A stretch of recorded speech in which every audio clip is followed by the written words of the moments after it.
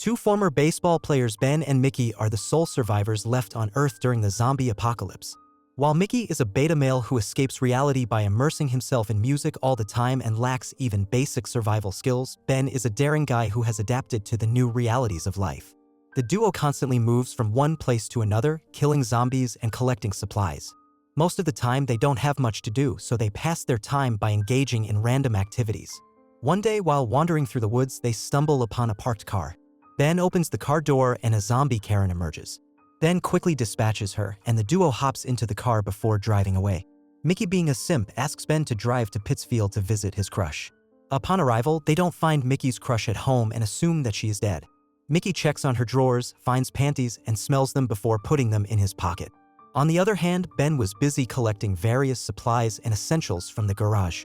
After that, he comes up with an idea and lowers the back seat of the car, filling it with blankets, pillows, and stuffed toys belonging to Mickey's crush to make the car more comfortable for sleeping. Following that, they drive to the next house located in the middle of the woods where they chill on the balcony as they have nothing else to do. Suddenly, arguments break out between them because Mickey is tired of sleeping in the car and wants to spend the night in the house. However, Ben reminds Mickey of the time when they got stuck at his house for 3 months surrounded by zombies and they had to survive by eating Mickey's pet dog since they had nothing else to eat. Afterward, they continue their journey and pull up near a farm. Mickey is engrossed in listening to music on his headphones while busily putting batteries into 2 walkie-talkies he snagged from his crush's place. Just then, Ben pulls a prank on Mickey by grabbing him from behind like a zombie, scaring the shit out of him. The duo then decides to test the walkie-talkie's range, and all of a sudden, it picks up the voices of 2 people talking. A man named Frank is calling Annie back and chatting about upcoming birthday plans and a movie night. Mickey gets excited and attempts to talk to them using the walkie-talkie, but Frank warns him to stay off this channel. Despite Mickey's attempts to convince him, Frank insists that they don't have any vacancies before disconnecting. Frustrated by the rejection, Mickey starts cursing Ben for no apparent reason, expressing his sick feelings about living with him and claiming that his body stinks. Despite Frank's warning, Mickey continues to attempt to talk with Annie through the walkie-talkie, but there's no response. Ben teases Mickey, saying that he got a thing for Annie. He explains to Mickey that Annie could also be a fat, ugly woman in her 40s and not Frank's barely legal niece. However, Mickey still wants to see her, so they drive to nearby houses where Mickey starts searching for Annie in each house but encounters zombies in one of the houses. Although these zombies are slow as shit, Mickey is afraid to confront them, so Ben steps out of the car and dispatches them all with his baseball bat.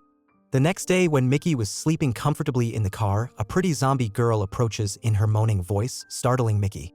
Mickey in fear starts shouting for Ben, but Ben is taking a bath near a waterfall. As Mickey hasn't seen a girl for months, he satisfies his needs by looking at her. Seems like the girl also wanted to help him. However, his moment of happiness gets interrupted by Ben, who shoots the pretty girl from behind before bursting into laughter at Mickey. Following that, they continue on their journey and stumble upon a new house in the middle of the woods. After inspecting it, they find no zombies there. After some time, Mickey goes to Ben in anger and declares that he is going to sleep in the house tonight like a real person, no matter what. To ease Mickey's frustration, Ben agrees, but in exchange, he takes Mickey's headphones so that Mickey can stay alert in case of a zombie attack on the house. This further frustrates Mickey and he storms off in anger. In the house, Mickey once again tries to contact Annie through the walkie-talkie, and finally Annie responds. She tells him that he needs to let this go and stop trying to find her. She warns him that this place is not what he thinks. When Ben asks what it is, she tells him that this is exactly what she is not allowed to say. Mickey begs to meet her, but she warns him that these people are very dangerous and that he should stop searching for her for his own good before disconnecting the phone. This rejection breaks Mickey's heart. Meanwhile, Ben is enjoying music on Mickey's headphones when suddenly he hears the scream of a zombie outside. Upon investigating, he finds a zombie tied up to a tree. Ben decides to give Mickey a survival lesson and places a baseball bat next to sleeping Mickey before untying the zombie and locking it into Mickey's room. Mickey gets scared the shit out of it and begs Ben to open the door, but Ben encourages him to kill the zombie with the bat he left on the bed. Suddenly, all the screams fall silent and Ben carefully opens the door, only to find Mickey completely covered in the zombie's blood and the zombie lies dead on the bed. In anger, Mickey attacks Ben and gives him a bloody nose before storming outside. Ben follows him, appreciating Mickey for his first kill, but Mickey breaks down in tears, recounting to Ben his conversation with Annie. Ben comforts Mickey by suggesting that Annie might be an ugly, fat, middle-aged woman and that Mickey can do better than her. After Mickey's first zombie kill and getting turned down by Annie, he undergoes a profound transformation. He starts to take Ben's advice seriously. participating in more constructive activities like fishing and other survival skills. He also cuts back on his habit of immersing himself in music all the time, embracing the challenges and realities of life.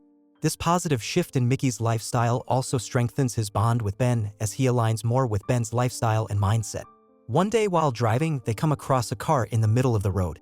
When they get out to extract fuel from the car, Mickey notices that the engine is warm, indicating that someone has recently driven the car to this location. As they look around, a man suddenly appears out of nowhere and takes Mickey hostage. Ben immediately pulls out his gun, but the man demands that Ben drop his gun and hand over the car keys, threatening to kill Mickey if he doesn't comply. Ben tries to negotiate calmly, but the man is worried about something and refuses to listen while repeatedly threatening to harm Mickey. Ben tries to ask his name, but the man threatens to take out Mickey's eyeball in response. Unable to reason with him, Ben finally gives in, informing him that the key is already in the ignition before dropping his gun.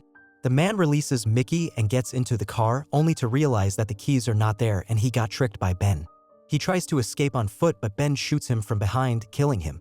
However, Mickey complains that he was the first person they had seen in months and Ben shouldn't have killed him. Ben, however, argues that Mickey should be grateful that he saved his life from that man. Suddenly, their argument is interrupted by a black truck approaching, and Ben swiftly pulls out his gun. The truck stops and a lady and a man step out. Ben questions her identity and the lady responds that she's a fellow survivor just like them. She assures Ben that they are not a threat and he can lower his gun. The lady then asks them about the man who brought the black car here. Ben admits that he just finished the man in the field. The lady commends Ben, claiming that the man was a thief who had stolen their black car. As she prepares to leave in her car, Mickey, in a confused state, asks her if she's Annie. Enraged by the question, the lady shoots Ben in the leg, stating that she told him to let this go. She then takes their car key and throws it into a grassy area, warning that if she sees them again, she will put a bullet in their heads before leaving. As evening falls, Mickey tirelessly searches for the key but is unable to find it. Wounded Ben suggests searching for the key in the daylight of the next morning, and they decide to sleep in the car. In the dead of night, Mickey startles awake to the eerie moans of zombies. Scared, he hastily wakes up Ben, who instructs him to turn on the headlights as it's pitch dark outside. Guided by the beams, they witness a horde of zombies approaching their car. Ben quickly tells Mickey to turn off the headlights to avoid attracting more zombies. Then the scene cuts to the morning, and we see the car surrounded by a sea of zombies, moaning and pressing against the windows. Mickey is irritated by the constant moaning of zombies, while Ben opens the sunroof and begins firing at the undead. The overwhelming number of zombies makes it practically impossible to kill them all, forcing Ben to shut the sunroof as they attempt to enter the car. Mickey suggests that they should attempt to hotwire the car and get it started, but Ben dismisses the idea, stating that such things only look good in movies and could potentially damage the car further.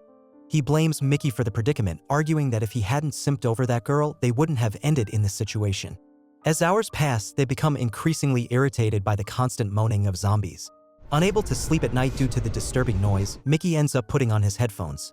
The next day, they cover all the windows of the car with sheets so they don't have to see the disgusting faces of the zombies. With limited food and drink supplies, they are unsure about their next move once they run out. Ben decides to celebrate their last day on Earth by cracking open a bottle of beer, but Mickey finds this gesture rather depressing. To alleviate their boredom, they engage in various games such as rock, paper, scissors, and card flicking while also sipping on beer.